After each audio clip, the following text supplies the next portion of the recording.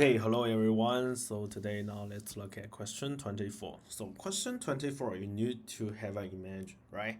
So how we can move this rectangle 1 to 2 to 3 and to 4. Actually, it's just rotate this rectangle. So about rotation, the main part and what is the most important thing is that we need to find out what is the center. And we find out a radius and use this from that center and find out the radius and then do the rotation, right? And you find the point and rotate. So now today we need to find out what is the total length for point A traveled. So you see from rectangle 1 to rectangle 2. So A move this part and A will become where? Yeah, A will to come to this place and I name it A1. And after that, I choose which point to rotate. Actually, from the picture, you can see I choose C as the center point and A1 to C. These two diagonal line, actually it's two diagonal line of the rectangle as the radius and do the rotation, right? So it will become A2 here. And also the last step where we rotate, we choose D as the center point and this part as the radius and do the rotation, right? So it will become from A2 to A3.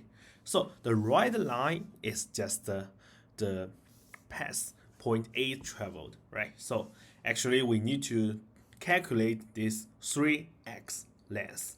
So about x length, you need to know the formula n over 360 degrees and times 2 pi r. Actually, it's a whole circle. Do you know the perimeter of a whole circle? It's pi times diameter. Actually, it's 2 pi times the radius. And the x length is just to cut part. Yeah, choose some percentage of the circle. Actually, it's n over 260 degrees. Then you can calculate the x length.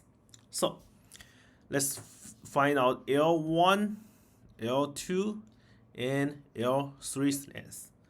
So L1, yeah, the x1 is just you see, choose this line and this one as the radius, and the degree is 90 degree. So it's 90 over 360 and times 2 times pi times 4 equals to 2 pi.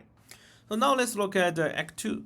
So this one, the radius is a kind of diagonal line, and we know this 3 and this is 4.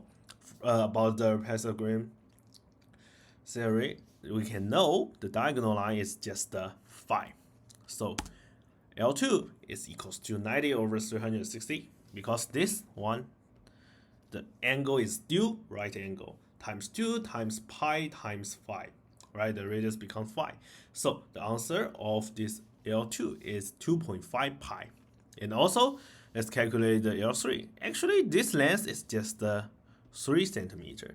So L3 is 90 over 360 times 2 times pi times 3 equals to 1.5 pi.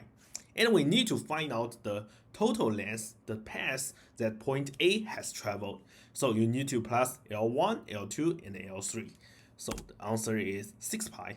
And remember, calculate using pi as 3. So the answer is 18 centimeter. So for this question, it's just you need to know what is the center point, and I choose which one is the radius and do the rotate. After that, use the arc length formula. You can calculate the total length.